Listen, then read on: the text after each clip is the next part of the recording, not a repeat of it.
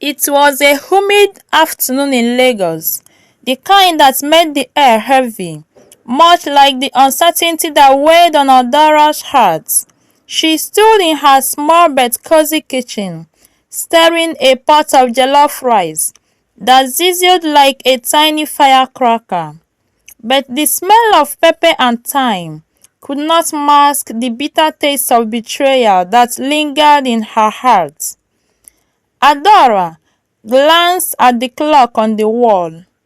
2:30 p.m. Her husband Chijioke was late, a bad sign in their home.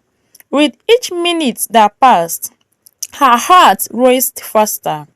His phone calls had become fewer, and suspicion had settled in her mind like an unwelcome guest during the festive period. Hi besties, have you subscribed to my YouTube channel? Like, comment and share to your friends. Click on the notification button so that whenever I post, you will get all the notification. Thank you. Adora, in her early 30s. Adora, a striking woman with hazel eyes that sparkle with intelligence and resolve. Her skin is a rich chocolate brown, smooth from years of care. As the family's breadwinner, she held down a steady job at a telecommunication company, working hard to support and carry her home, her husband, and their two young children. Chijioke, Adora's husband, a tall man with a charming smile that could light up a room, was once an aspiring entrepreneur. He had dreams bigger than their home in Lagos, but struggled to find his footing. Although he had begun to lean on Adora instead of stepping up, and that dependence started to crack the foundation of their marriage. Nneka, Chijioke's side chick, a vibrant and youthful woman who wore the confidence of a peacock. Nneka was the epitome of what the society often deemed the other woman. With her designer purse and flashy clothes, she seemed to embody everything that Adora was not, at least according to Chijioke. Just then, her phone pinged.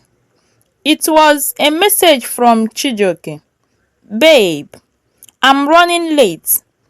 Anger boiled within her, threatening to spill over like an ungathered pot on the stove. She quickly typed a response. "Running late again? I hope it's not that girl again." She hit send, her pulse racing like a marathon runner. Adora remembered how the whispers began. First, a rumor about Chijioke's late nights at the office.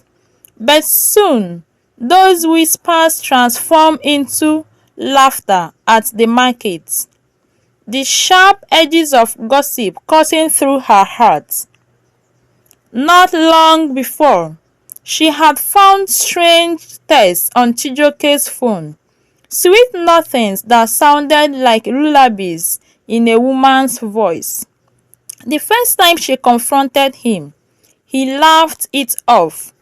"You know how people talk, Adora. You are the only one I want." His words were honored, but the sting of doubt had already seeped into her heart. That night, she had cried silently, wiping her tears with the same apron she wore to cook the meals that sustained their family. In a flash of determination, she decided to confront Nneka herself. Perhaps, she thought, a strong woman would handle the situation. But Nneka was like a firework, loud, bright and captivating. When Adora confronted her, Nneka unleashed a barrage of insults, calling Nneka old and washed up. Your husband wants excitement, not your old tired body.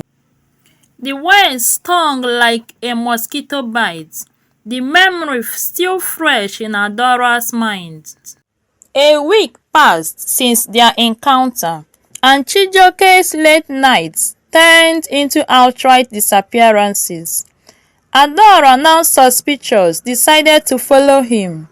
With her heart pounding in her chest like the drums at a Nigerian village festival, she parked her car near a trendy restaurant in Victoria Island.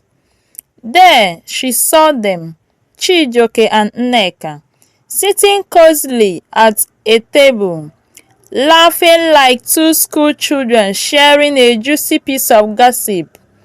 Anger surged through her veins like hot lava.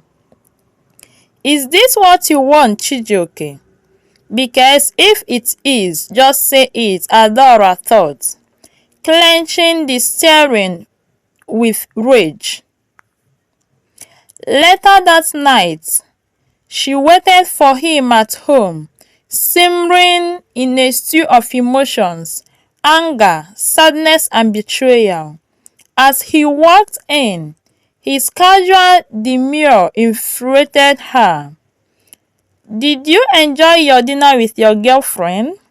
She confronted him sharply. Chijioke faltered, his expression slipping from surprise to guilt. Adora, it's not what it looks like. At that moment, Adora's heart was as heavy as a bag of akara. Not what it looks like?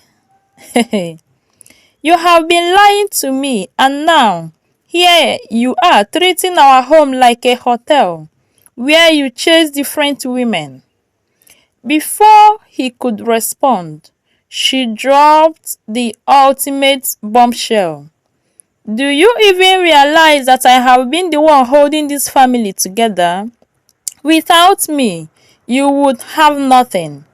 You are squandering my hard-earned money with your side chick, she queried. A great silence followed. It felt like a year had passed. The air thickened with the weight of her words, hanging like ripe palms on the verge of falling.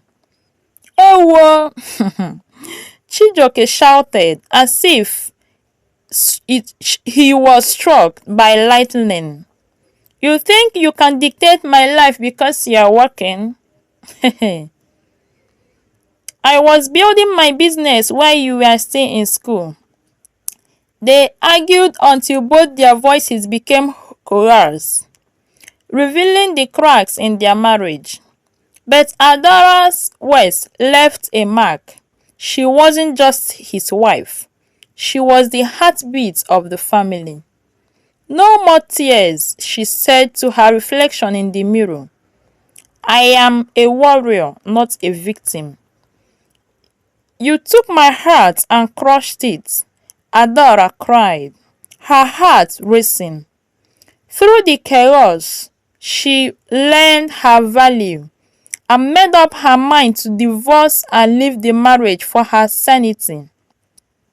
She served divorce paper to Chijioke as she stepped into power and reclaimed her life. Adora became the beacon of hope, not just for herself, but for many women facing similar battles. Adora stood proudly in the light, resilient and unshakable. And in that moment, Adora knew she was not just surviving, she was thriving. Nneka moved in with her boyfriend, Chijioke, and hunger nearly killed her. They fought morning and night because Chijioke couldn't provide money. After spending some months, Nneka abandoned Chijioke to the next available rich guy, and life taught Chijioke a great lesson that he will never forget in a haste.